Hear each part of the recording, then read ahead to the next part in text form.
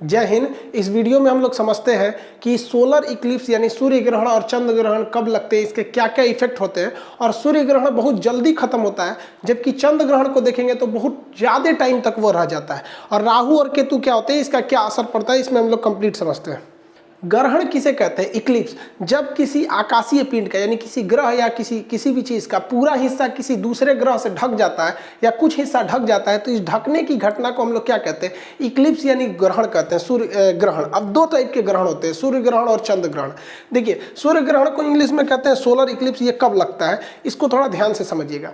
जब कभी भी देखिए, यहाँ तो सूर्य का प्रकाश आ रहा है, सूर्य का प्रकाश यहाँ आ रहा है, बीच यहाँ पे पृथ्वी है। जब बीच में चंद्रमा आ जाता है तो हमें सूरज का हिस्सा नहीं दिखता है, तो कुछ हिस्सा सूरज का हमें नहीं दिख पाता है। इसका मतलब ये हुआ कि सूरज के रोशनी को ये चांद बीच में रोक लिया और इस चांद की यहाँ परछाई पड़ने लगती है। ये परछाई लगभग 50 किलोमीटर एरिया में पड़ती है। जिस देश में ये परछाई पड़ती है, पृथ्वी के जिस देश में, उस देश में हम लोग कहते हैं कि वहाँ से सूरज नहीं दिख रहा है, कटा हुआ दिख रहा है, क्योंकि बीच में कौन आ जाता है? चंद्रमा। तो इसे हम कहते हैं लोग सूर्य ग्रहण के नाम से जानते हैं। अब ये सूर्य ग्रहण भी 3 टाइप के होते हैं सब, पार्शियल, एनुलर और टोटल। अब एक बात बताइए आप, ये जो चंद्रमा है ये डायरेक्ट यहाँ तो आ नहीं गया होगा, धीरे धीरे आया होगा। तो पहले थोड़ा सा हिस्सा ढका होगा, फिर ढका होगा, फिर कंप्लीट ढक गया होगा। तो इसलिए अगर बहुत कम धसा है तो पार्शियल, ज़्यादा धसा है तो एनुलर, पूरा कंप्लीट ढक लिया तो उसे हम लोग कहते हैं लोग टोटल सोलर इक्लिप्स। जैसे समझिए, हमको मान लीजिए कि हम सूर्य हैं और आप लोग पृथ्वी हैं, आप हमको देख रहे हैं, ठीक है। बीच में से क्या आ गया? ये चंद्रमा आ रहा है। अभी आप मेरा फेस हल्का सा ढका हुआ फील कर रहे हैं, तो ये पार्शियल सूर्य ग्रहण है। अभी देख रहे हैं तो आप लोग ये एनुलर दिख रहा है, फिर भी आपको हल्का हल्का हिस्सा दिख रहा होगा, तो ये एनुलर है। एनुलर अगर बहुत करीब हो गया तो उसे कहते हैं टोटल सोलर इक्लिप्स। तो एनुलर और टोटल में ज़्यादा का अंतर नहीं होता है।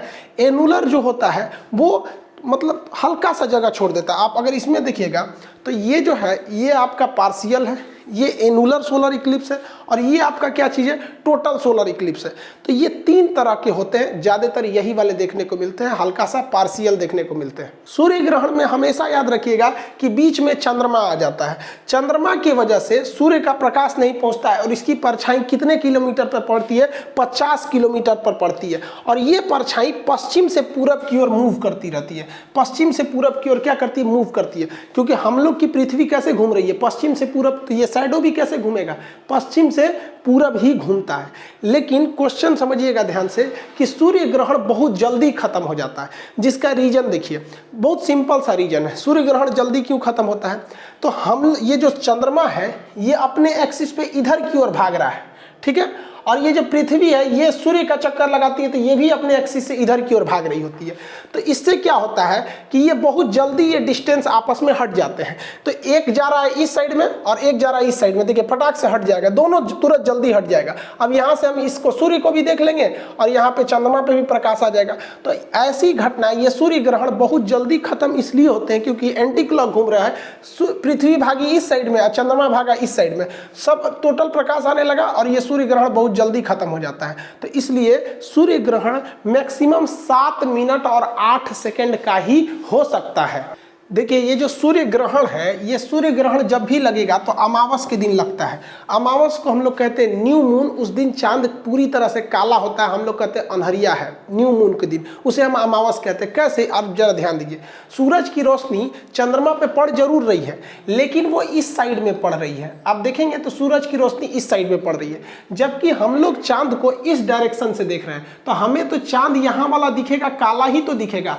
इसीलिए कहते हैं कि जब भी सूर्य ग्रहण लगेगा वो किस दिन लगता है? अमावस के दिन, क्योंकि हम लोग इस साइड से इसे देख रहे होते हैं। अब इस सूर्य ग्रहण के कुछ प्रभाव होते हैं, ये सब समझ गए, टाइप समझ गए, टाइमिंग कम क्यों लेता है ये समझ में गए। इसके प्रभाव, इसका प्रभाव क्या होता है? इसे डायरेक्ट नहीं देखना चाहिए, इसका आंखों पर बहुत निगेटिव इफेक्ट पड़ता है, आंख की रोशनी भी जा सकती है। दूसरा कि टेम्परेचर, वातावरण का टेम्परेचर कुछ समय के लिए घट जाता है और ये सूर्य ग्रहण ज्यादा देर के लिए तो लगता भी नहीं है, 7 से 8 मिनट के लिए सूर्य ग्रहण लगता है। देखिए, अब चंद्र ग्रहण समझते हैं हम लोग। चंद्र ग्रहण को इंग्लिश में लूनर इक्लिप्स कहते हैं। चंद्र ग्रहण के समय होता क्या है कि चंद्रमा जो होता है वो साइड में आ जाता है, घूमते घूमते इस साइड में, और बीच में आ जाती है पृथ्वी। तो पृथ्वी से तो सूरज पूरी तरह से दिख जाता है, लेकिन ये पृथ्वी सूरज से उस प्रकाश को रोक देती है जो चंद्रमा तक जा रहा होता है, इसलिए हमें चंद्रमा का कुछ भाग कटा हुआ दिखाई देता है, तो जिसे हम लोग कहते हैं चंद्र ग्रहण के नाम से जानते हैं। अब ये चंद्र ग्रहण जो होता है ना बहुत लंबा समय तक होता है, 3-4 घंटा तक रहता है। एक्यूरेट टाइम जो होता है 3 घंटा 28 मिनट तक होता है। ऐसा क्यों होता है, ये ज्यादा टाइम क्यों ले रहा है? देखिए हमारी जो पृथ्वी है ये तो सूर्य का चक्कर लगा रही है, ऐसे ऐसे ये हमारी पृथ्वी सूर्य का चक्कर लगाती है, लेकिन इसी के पीछे पीछे चंद्रमा किसका चक्कर लगाता है? वो तो पृथ्वी का चक्कर लगा रहा होता है। अब देखिएगा दोनों में प्रॉब्लम क्या है, जब तक पृथ्वी बीच में रहेगी चंद्रमा पर प्रकाश कम पड़ेगा और ये चंद्र ग्रहण लगेगा। तो चंद्र ग्रहण का रीजन देखिए, पृथ्वी जा रही है अपने एक्सिस पे और ये भी उसी के साथ साथ बढ़ेगा, तो ये कुछ देर तक ऐसी कंडीशन आएगी जब पृथ्वी क्या रहेगी, बीच में आ जाएगी इन दोनों के, इसलिए इसमें टाइमिंग थोड़ी सी ज्यादा लग जाती है। और वही अगर सूर्य ग्रहण की बात करेंगे तो सूर्य ग्रहण की टाइमिंग बहुत ही कम होती है। इसकी टाइमिंग कितनी हो जाती है? 3 से 4 घंटे लगता है। ये जब भी लगेगा तो पूर्णिमा के दिन लगेगा। जैसे देखिए ध्यान से, जब पृथ्वी बीच में नहीं थी तो सूर्य का प्रकाश टोटली इस पर पड़ता था, टोटली पड़ता था और ये चमकीला दिखता था और हम लोग को इसको देखने में कोई दिक्कत नहीं थी, हम एकदम इसका चमकीला भाग देख लेते थे। लेकिन बीच में कौन चला आया भैया? इनके बीच में चली आई पृथ्वी आके रोक दी इसे। तो पूर्णिमा के दिन ही, फुल मून के दिन ही आपको क्या दिखने को मिलेगा? चंद्र ग्रहण।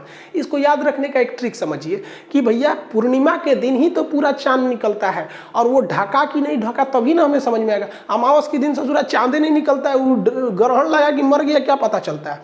तो ट्रिक से हमेशा याद रखिएगा कि पूर्णिमा के दिन पूरा चांद निकलेगा और उसी पे ढक जाएगा तो क्या निकलेगा? चंद्र ग्रहण लगता है। तो हालांकि हम तो कंसेप्ट आपको यहाँ बता दिए, और जब आप मेंस पेपर लिखिएगा तो वहाँ स्पष्ट लिखना पड़ेगा कि चंद्र ग्रहण का समय ज्यादा क्यों लगता है, क्योंकि इनकी ऑर्बिट जो होती है वो मैच कर जाती है और ये काफी लंबे समय तक क्या होता है, ये देखिए ये तो उसका चक्कर लगा रहा है, ये पृथ्वी का लगाएगा यहाँ पर, समझ आ रहा है कि नहीं आ रहा है? तो ये लंबे समय तक बीच में आ जाता है, लीनियर हो जाता है, जिस वजह से इसकी टाइमिंग थोड़ी बढ़ जाती है। चंद्र ग्रहण के समय चांद हल्का सा दिखाई देता है, बाकी का हिस्सा उसका हल्का लाल रंग का दिखाई देता है, तो जिसे हम रेड मून के भी नाम से जानते हैं। चंद्र ग्रहण के वक्त में चंद्रमा के ऊपर किसकी छाया पड़ेगी? तो चंद्र ग्रहण के समय चंद्रमा के ऊपर पृथ्वी की छाया पड़ेगी। किसी भी चीज की 2 छाया होती है, एक डार्क छाया जिसे हम अंबरा कहते हैं और एक हल्की छाया जिसे पेनम्बरा कहते हैं। तो अंबरा पेनम्बरा आप लोग इजी समझिए, दुनिया में हर चीज का अंबरा परम्बरा मिलेगा। देखिए ना आप यहाँ से, अब ये सूर्य है, ये पृथ्वी है, अब इसके 2 साइडों दिख रहे होंगे, ये वाला साइडो डार्क है और एक हल्का साइडो ये दिख रहा है। तो जो डार्क है वो अंबरा है और जो डार्क नहीं है वो पेनम्बरा है वहां पर। तो अंबरा में जब घुसेगा तो पूरी तरह चांद ढक जाएगा, तो उसे कहेंगे full solar Eclipse, lunar Eclipse. और जब पेनम्बरा में रहेगा तो हल्का हल्का सा ढका रहेगा। आप नहीं समझे, हर चीज का पेनम्बरा होता है जी। देखिए ना, कोई भी चीज खड़ा करिए, यहाँ देखिए ये क्या है, डार्क साइडो है तो ये अंबरा है, और ये क्या है, पार्शियल है तो वो पेनम्बरा है। कुछ भी चीज आप खड़ा कीजिएगा, आप घर पे प्रैक्टिकल कीजिएगा, किसी चीज की परछाई बनेगी, एक डार्क परछाई बनेगी वो अंबरा हो जाएगी, और एक हल्की परछाई बनेगी वो पेनम्बरा हो जाएगी। किसी भी चीज को लेके आप अपना खुद का परछाई देखिएगा ना, कहीं एक जगह लाइट जलाएगा, लाइट एक ही रहना चाहिए, क्योंकि हमारे सोलर सिस्टम में एक ही सूर्य है जो हमारे करीब में है। इन्हें की 4 गो लाइट जला दे बस 5 गो रोशनी बनने लगेगा, आप कहेंगे अंबरा पेनम्बरा ये सब कौन सी बन गया। इसी कंडीशन में एक चीज बनता है जिसे हम लोग कहते हैं कंजंक्शन और ऑपोजिशन। कंजंक्शन मतलब क्या होता है, जोड़ देना किसी चीज को। तो जब कभी भी सूरज, पृथ्वी और ये इन दोनों के एक ही साइड में, तीनों एक ही साइड में अगर आ जाते हैं तो ये इस कंडीशन को हम लोग कहते हैं युति। इसे क्या कहते हैं, युति। तो ये 180 डिग्री हो जाते हैं सब। लेकिन जब चंद्रमा दूर चला जाता है, सूरज से क्या हो जाता है, दूर चला जाता है, तो उनमें वियोग हो जाता है, दूर हो जाते हैं, अपोजिट डायरेक्शन में हो जाता है, तो उसे कहते हैं अपोजिशन यानी वियुति। तो कंसेप्ट देखिएगा, एक कंफ्यूजन नहीं हो जाएगा, चाहे वो इस साइड हो चाहे चंद्रमा सूरज की साइड हो जाए तो क्या है, युति है, यानी डायरेक्शन थोड़ा सा करीब आ गया, युति है, तब भी 180 डिग्री का एंगल बनेगा, तीनों एक सीध में है। और अगर चंद्रमा दूर चला जाए यानी अपोजिट चला जाए तो वो अपोजिशन हो जाएगा, उस कंडीशन में भी 180 डिग्री का ही एंगल बनता है। इसमें 180 डिग्री का होता है। तो युति और वियुति इन दोनों कंडीशन में चंद्रमा, पृथ्वी और सूर्य तीनों एक डायरेक्शन में हो जाते हैं और 180 डिग्री का एंगल बनता है। लेकिन युति में चंद्रमा सूर्य की ओर होता है और वियुति में सूर्य से दूसरी ओर होता है। देखिए हमारे पृथ्वी पर 71% पानी है। इन पानी को चंद्रमा और पृथ्वी सूर्य अपने गुरुत्वाकर्षण से खींचते हैं, जिस वजह से समुद्र में लहरें उत्पन्न होती हैं। समुद्र में क्या होती है? लहर उत्पन्न होती है, जिन्हें हम लोग ज्वार भाटा कहते हैं, इंग्लिश में टाइड एंड ईव कहते हैं। तो पृथ्वी खींच रही है, चंद्रमा और पृथ्वी मिलकर क्या कर रहे हैं? खींच रहे हैं सब हमारे पृथ्वी के पानी को। तो इस खिंचाव को ही हम कहते हैं ज्वार भाटा। समुद्र में इन ज्वार भाटा के उत्पन्न करने में सूर्य और पृथ्वी, इन सूर्य और चंद्रमा, इनके खिंचाव बल यानी गुरुत्वाकर्षण बहुत महत्वपूर्ण भूमिका निभाता है। अब हम आपसे क्वेश्चन पूछते हैं, आप बताइए कि कंजंक्शन में तगड़ा खींचेगा या ऑपोजिशन में तगड़ा खींचेगा? बहुत तेज किस में खींचेगा? बहुत भयानक पावर से किस में खींचेगा? आप वीडियो रोक के कमेंट कर सकते हैं। देखिए आप समझिए, यहाँ पर जिस डायरेक्शन में, इधर से देखिए, अगर जिस डायरेक्शन में चंद्रमा खींचने की कोशिश कर रहा है, उसी डायरेक्शन में सूरज भी खींचने की कोशिश कर रहा है पृथ्वी के पानी को, समुद्र के पानी को। अब लोटा में से नहीं ना खींच पाएगा, लोटा में पानी कितना रहता है? कहेंगे सर लोटा में ज्वार भाटा नहीं आता। लोटा में कहाँ से आएगा? एरिया ज़्यादा रहना चाहिए ना, समुद्र का पूरा खुला एरिया खींच लेता है, तो पानी में ज्वार भाटा आ जाते हैं सब।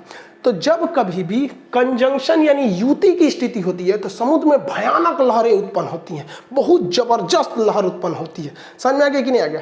लेकिन वियुति के समय क्या होती है कि चंद्रमा इधर से खींच रहा होता है और सूर्य इधर से खींच रहा होता है, तो इसमें भी लहर उठती है, लेकिन बहुत भयानक टाइप से नहीं उठ पाती है। तो सबसे हाई जो होता है उसे हम लोग कहते हैं स्प्रिंग टाइड। बहुत ज़्यादा उठेगा तो उसे क्या कहते हैं? Spring tide. और ये भी देखिए, इसमें भी ज़्यादा ही उठाता है तो कहेगा कि जब ज्वार भाटा बहुत बड़े आते हैं, स्प्रिंग टाइप सबसे ज़्यादा ज्वार भाटा कब आएगा? तो कंजंक्शन के टाइम पे, उससे थोड़ा सा नीचे रहेगा ऑपोजिशन के टाइम पे ये रहता है, और इसकी आकृति बहुत बड़ी हो जाती है यहाँ पर। लेकिन एक और कंडीशन आता है, क्योंकि चंद्रमा तो घूम रहा है, आप देखेंगे तो चंद्रमा क्या है, यहाँ से ऐसे ऐसे क्या कर रहा है? घूम रहा है, तो हमेशा एक कंडीशन पे तो रहेगा नहीं चंद्रमा यहाँ पर। ऐसा भी तो हो सकता है हम चंद्रमा को इन दोनों छोर पे रखे थे, अब ऊपर नीचे रख के देख लेते हैं तो ये 90 डिग्री का एंगल बन जाता है। तो 90 डिग्री का जब एंगल बनता है तो इसमें जो इधर पानी खींच रहा है सूर्य और इधर की ओर खींच रहा है चंद्रमा, तो इसमें ना पानी की लहरें बहुत ज़्यादा नहीं उठ पाती हैं। और इसमें भी सेम कंडीशन, ये इधर खींच रहा है, ये इधर खींच रहा है, तो दोनों कंडीशन में तो एंगल 90 डिग्री का ही तो बन रहा है। तो जब 90 डिग्री का एंगल बनता है तो ऐसे ज्वार भाटा को हम लघु यानी छोटा वाला ज्वार भाटा कहते हैं, यानी नीप टाइड कहते हैं। इसमें ज्वार भाटा की ऊंचाई बहुत ही कम होती है, थोड़ा सा छोटा होता है, इस टाइप में होता है ज्वार भाटा यहाँ पर। तो इसमें खींचने में दो चीज़ों की बहुत महत्वपूर्ण भूमिका है। कौन कौन सा चीज़ का? एक सूर्य के गुरुत्वाकर्षण, चंद्रमा का गुरुत्वाकर्षण। लेकिन सूर्य का गुरुत्वाकर्षण पावरफुल है लेकिन दूर है, इसलिए उससे ज़्यादा इफेक्ट डाल देता है चंद्रमा का गुरुत्वाकर्षण, क्योंकि वो कम पावर का होने के बावजूद वो क्या है? ज़्यादा करीब है। और इसमें एक और चीज़ काम करता है, पृथ्वी का घूर्णन गति। पृथ्वी ऐसे घूम रही है तो समुद्र का पानी हल्का सा अपने छलकता है और वो दोनों खींच लेते हैं ऐसा। तो यूपीएससी 2014 का क्वेश्चन था कि इसमें ज्वार भाटा उत्पन्न करने में किसका योगदान? तो तीनों का। ऑप्शन डी था, क्योंकि 1, 2, 3 सब सही थे ऑप्शन डी पे। समझ में आ रहा है कि नहीं? अब ये इस लहरों को उत्पन्न करने में ये मुख्य भूमिका पृथ्वी का घूर्णन गति, चंद्रमा का गुरुत्वाकर्षण, सूर्य का गुरुत्वाकर्षण इसमें होता है। जबकि आप देखेंगे हीरोइन गाना गाती है, सागर में उठने वाली हर लहर को सलाम, ये तो तोरा खाती उठ रहा है काई, तो चंद्रमा पृथ्वी ये सब के गुरुत्वाकर्षण से उठ रहा है, इनको अपने सुझल रहता है। अब आप कंफ्यूज नहीं होइएगा। देखिए जब कभी भी 180 डिग्री का एंगल बनेगा, चाहे वो युति के कंडीशन यानी कंजंक्शन में बने, चाहे वो वियुति यानी ऑपोजिशन में बने, इसमें जो टाइड आएगा वो बहुत लंबा आता है, खींच कर आता है, 180 डिग्री का एंगल होता है, इसे स्प्रिंग टाइड कहते हैं। और जब कभी भी एंगल 90 डिग्री का बने, चाहे वो ऊपर की ओर से बने या नीचे की ओर से बने, तो जब 90 डिग्री का होता है तो उसे को कहते हैं हम छोटा ज्वार भाटा, लघु ज्वार, जिन्हें हम नीप टाइड कहते हैं। तो या ऐसा कंफ्यूजन में मत होइएगा, कुछ कहता है कि इसमें बड़का आएगा इसमें छोटका आएगा। भाई ये दोनों कंडीशन में बड़का आएगा, इन दोनों कंडीशन में छोटका आता है। समझ में आ रहा है कि नहीं आ रहा ये सब चीज़ें? तो इसमें कन्फ्यूजन नहीं हो जाएगा, क्योंकि आजकल एग्जाम में क्वेश्चन फिगर बना के दे रहा है। अब कंफ्यूजन एक चीज होता है सीजीवी किसे कहते हैं? सीजीवी ऐसी चीज होती है जिस वैसा कंडीशन जब तीन कोई चीज आगे पीछे खड़ी हो लेकिन ऊपर से दिखने में वो एक सीध में दिखे तो उसे सीजीवी कहते हैं। सीजीवी और लीनियर होने में बहुत का अंतर होता है। देखिए ये अभी आपको एक डायरेक्शन में नहीं दिख रहे हैं, लेकिन अगर ऊंचाई से देखिएगा हेलीकॉप्टर से तो ये तीनों एक साथ दिखाई देंगे। यहाँ एक तो अगर आप हेलीकॉप्टर से देखेंगे तो एक गोला यहाँ दिखेगा, एक यहाँ दिखेगा और एक यहाँ ऐसे दिखाई देगा। तो इस कंडीशन को हम लोग ज्योग्राफिकल नेम कहते हैं सिजगी। सिजवी यहाँ पे भी है, ऐसे भी सिजवी है, ये भी सिजगी है, ये भी सिजवी है, यहाँ पे आने के बाद भी सिजगी है।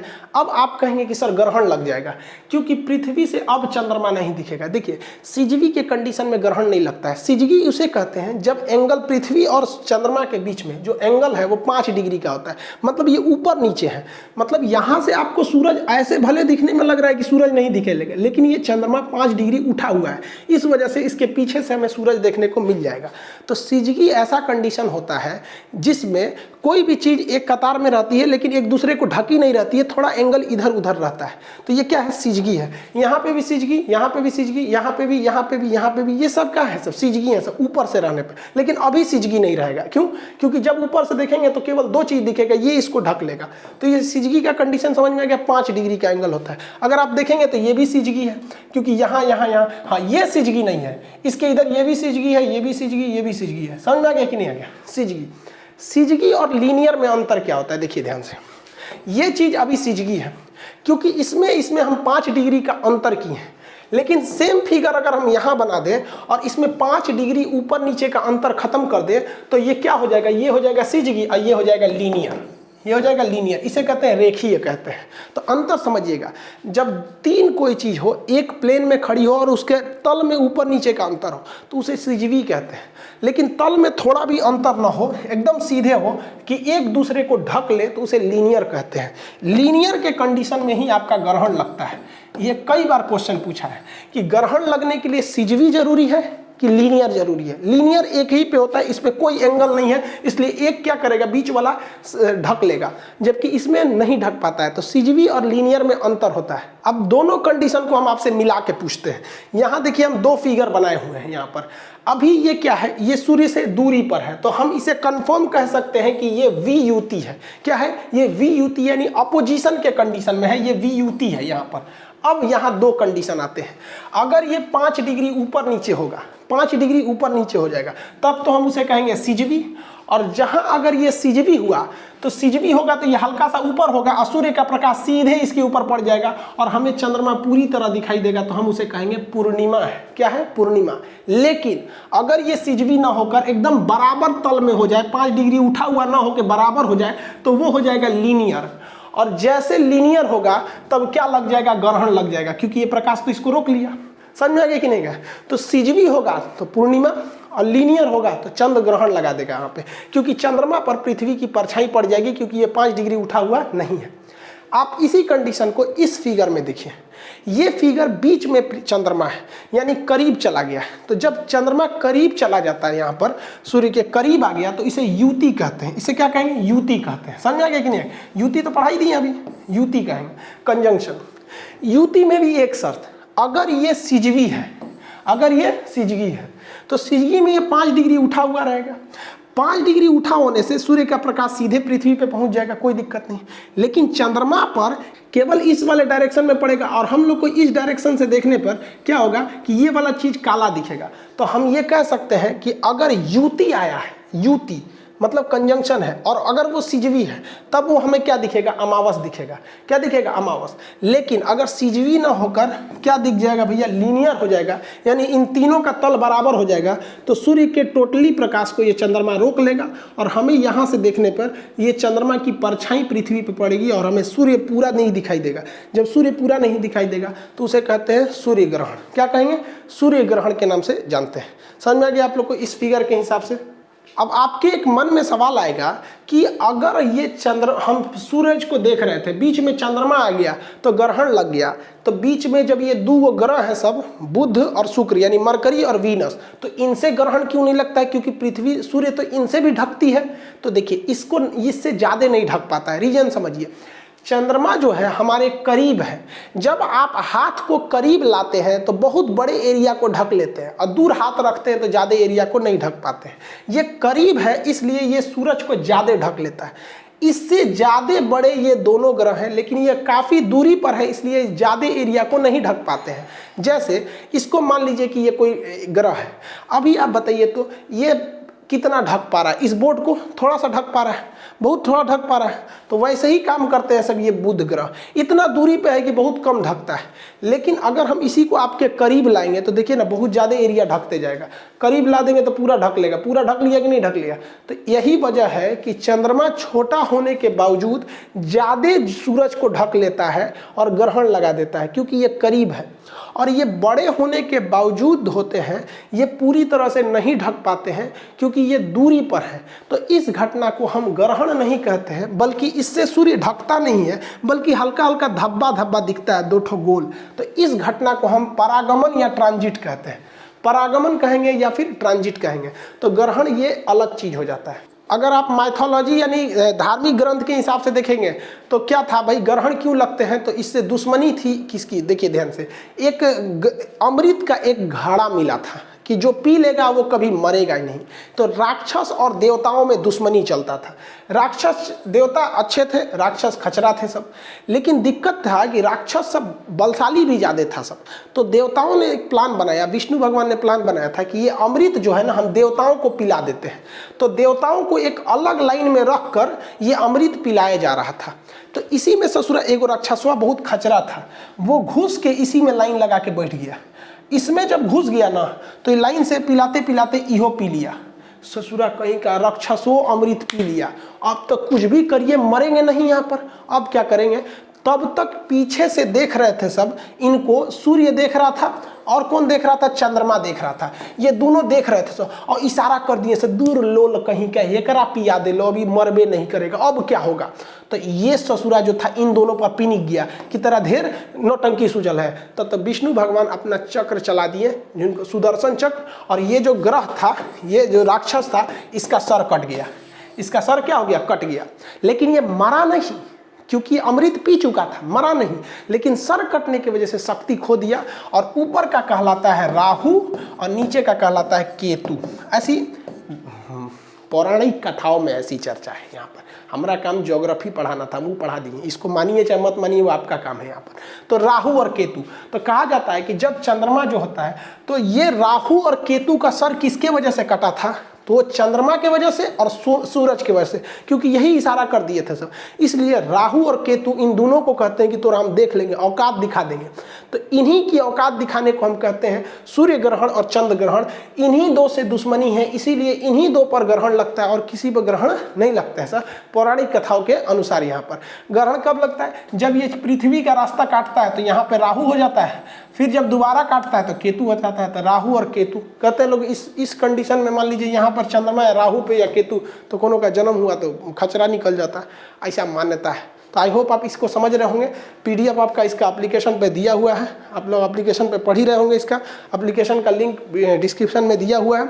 अभी उसमें ज्योग्राफी का एडमिशन चलेगा आपका दीपावली तक, उससे पहले तक ले लेंगे आप लोग, वरना फिर कोर्स आगे निकल जाएगा। आई होप आप इसे समझे होंगे। आगे के क्लास में बिग बैंग थ्योरी समझा देंगे, आकाशगंगा, मंदाकिनी, तारामंडल, नक्षत्र, अंतरिक्ष, सौर मंडल, ये सब क्या चीज़ होते हैं सर, इसको हम लोग नेक्स्ट क्लास में कभी चर्चा करेंगे। जय हिंद।